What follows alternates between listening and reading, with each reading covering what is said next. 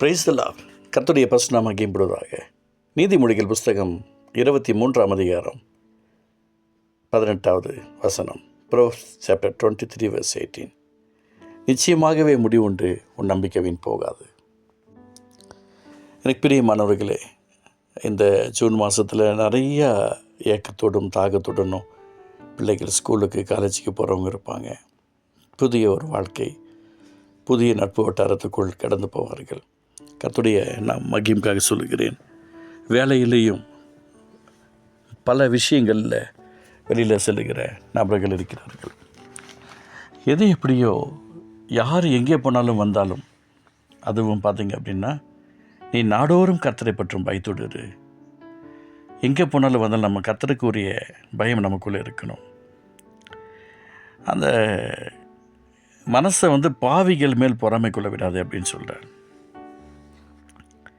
நாடோறும் கர்த்தரை பற்றும் பயத்தோடு இரு.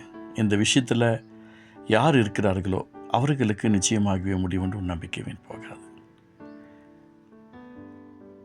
நிறைய நேரங்களில் நம்முடைய மனசுக்கு இடம் கொடுத்துருப்போம்.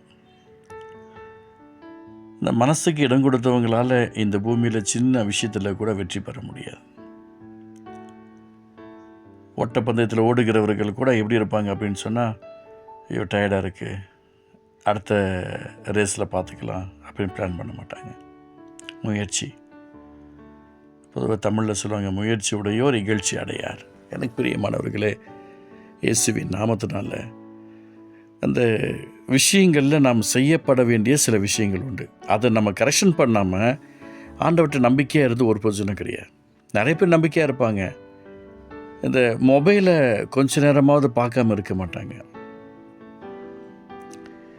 ஆன்லைனில் யார்கிட்ட சாட்டிங் பண்ணிட்டு உட்காந்துருப்பாங்க. நீ எங்கே போனாலும் வந்தாலும் கர்த்தருக்கு இருக்கும் பயத்தோடு கூட இருக்கணும் அப்படின்னு ஆண்டவர் சொல்கிறார். அந்த பயம் இல்லாமல் இருக்கும். எனக்கு பிரியமானவர்களே, இயேசுவின் நாமத்தில் நான் சொல்கிறேன், நீ நாடோறும் கர்த்தரை பற்றும் பயத்தோடு இரு.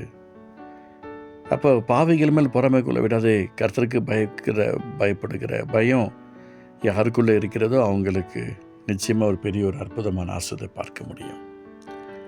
அதனால் உங்களுக்கு நான் சொல்கிறேன், நம்மளை கரெக்ஷன் பண்ணிக்கோங்க. சின்ன சின்ன விஷயத்தில் கரெக்ஷன் பண்ணிக்கோங்க. தேவனுக்கு எவ்வளோ இடம் கொடுக்குறோம். முதலாவது தேவனுடைய ராஜ்யத்தோடைய நீதியின் தேடல் பின்பெல்லாம் கூட கொடுக்க அப்படின்னு சொல்லியிருக்கிறாரு. கர்த்தருக்கு நம்ம கொடுக்குற இடம் எவ்வளோ, உலகத்துக்கு கொடுக்குற இடம் எவ்வளோ, தேவனுடையதை தேவனுக்கு கொடுக்கணும்னு கர்த்தர் சொல்லி இருக்கிறாரு. ராயனுக்கும் தேவனுக்கு கொடுங்கன்னு சொல்லியிருக்கிறாரு. நாம் எந்த அளவுக்கு அவருடைய சமூகத்தில், உபவாசத்தில், பைபிள் ரீடிங்கில், அந்நிய பாஷையில் பாடல் பாடி அவருடைய நாமத்தை மகிமைப்படுத்திக்கிறோமோ அந்தளவுக்கு நம்முடைய நம்பிக்கை வளரும், நம்பிக்கை பெருகும். சாதாரணமாக ஒரு கூட்டத்தில் போய் கலந்துக்கிறதுனால உங்களுக்கு யாருக்கும் நம்பிக்கை வராது. நம்பிக்கை என்பது மிகப்பெரிய ஒரு அற்புதமான ஆசீர்வாதம். அது ஜெபிக்கிறதுனால வரக்கூடியதல்ல, கண்டினியூவாக இருக்கும்போது தான் நம்பிக்கை பிறகும். நான் உங்களுக்கு சொல்கிறேன், இயேசுவின் நாமத்தினால நம்பிக்கை இழந்துடாதீங்க. அந்த நம்பிக்கை வளருவதற்கு உற்சாகமாக இருங்க. ஆண்டவரோடு நெருங்கி உறவாடுவதற்கு உங்கள் மனசை முழு மனதோடு அவருடைய சமூகத்தில் ஒப்பு கொடுங்க. அப்போ தான் நிச்சயமாகவே முடிவுண்டு நம்பிக்கை வீண் போகாது. இந்த 2026 இந்த ஜூன் மாதத்தில் பாதி மாதத்துக்குள் நாம் வந்துட்டோம். இந்த இயரில் பாதி மாதத்துக்குள்ளே நம்ம என்ட்ராகிறோம். முடிய போது 6வது மாதம் பிறக்கிறது. பிறந்த சில தினங்கள்லே காணாமல் போயிடும். நினச்சி திரும்பி பார்த்தோம்னா நியூ இயர் பிறந்தது நமக்கு தெரியல. நிறைய பேருடைய வாழ்க்கையில் நியூ இயரில் கொடுத்த வாக்குத்தத்தங்கள் நடந்துச்சா என்று சொல்லி பார்த்தா தெரியல.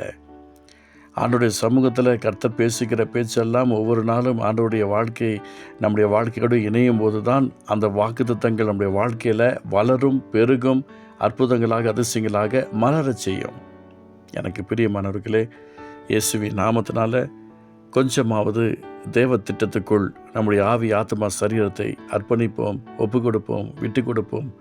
அப்போதுதான் நமக்குள் இருக்கிற நம்பிக்கை அது முடிவாக மாறும், அற்புதங்களாக மாறும், அதிசயங்களாக மாறும். இயேசுவின் நாமத்தை உங்களுக்கு நான் சொல்லுகிறேன், நிச்சயமாகவே முடிவு உண்டு. உன் நம்பிக்கை வீண் போகாது என்ற ஜீவ வார்த்தையின் பிரகாரமாய் கர்த்தர் ஒரு அழகான ஒரு ஆசீர்வாதத்தை கர்த்தர் கொடுக்க உங்களுக்கு பிரியமாக இருக்கிறார். இயேசுவின் நாமத்தினால நீங்கள் நல்லா இருக்கிறதுக்காக நான் சொல்லுகிறேன். கர்த்தருடைய அன்பு பிரசன்னத்தில் நீங்கள் ஆஸ்வதிக்கப்படுவீர்களாக. அப்பா, பலவிதமான ஏக்கத்துடனும் வேதனையுடனும் துன்பத்துடனும் துயரத்துடனும் புலம்பலுடனும் தடுமாறி கொண்டிருக்கிறவர்களுக்கு இந்த வார்த்தை ஆறுதலாக மாத்திரமல்லப்பா, அற்புதங்களாகவும் மாறட்டும், அதிசயமாக மாறட்டும், ஆசீர்வாதமாக மாறட்டும். இவருடைய கடன்களுக்கு ஒரு விடிவு உண்டாகட்டும், பிரச்சனைகளுக்கு ஒரு விடிவு உண்டாகட்டும், துன்பங்கள் தொல்லைகளுக்கு ஒரு விடிவு உண்டாகட்டும், சித்திரவதைகளுக்கு ஒரு விடிவு உண்டாகட்டும்.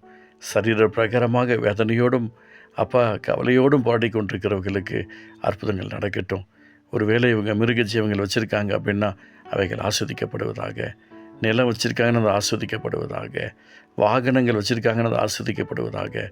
ஒருவேளை நிலம் வச்சில்லை, வீடுகள் வச்சில்லை, வாகனங்கள் இல்லை, எந்த ஒரு மிருக ஜீவங்களும் இல்லை அப்படின்னு சொன்னால் இந்த நாள் அவர்களுக்கு ஒரு அற்புதங்கள் நடப்பதாக இயேசுவின் நாமத்தில் செபிக்கிறோம்ப்பா. கிருபை தாங்கட்டும் அப்பா. உம்முடைய நாமத்து நிமித்தமாக நான் செபிக்கிறேன் ஆண்டவரே. குடும்பங்களில் சமாதானம் உண்டாகட்டும், சபைகளில் சமாதானம் உண்டாகட்டும், உறவுகள் மேம்படட்டும் அப்பா. உம்முடைய சமூகத்தில் இன்னும் அதிகமாக உடைய பிள்ளைகள் வளர அருள் புரியும். இயேசு நல்ல பிதாவே. ஆமென், ஆமென்.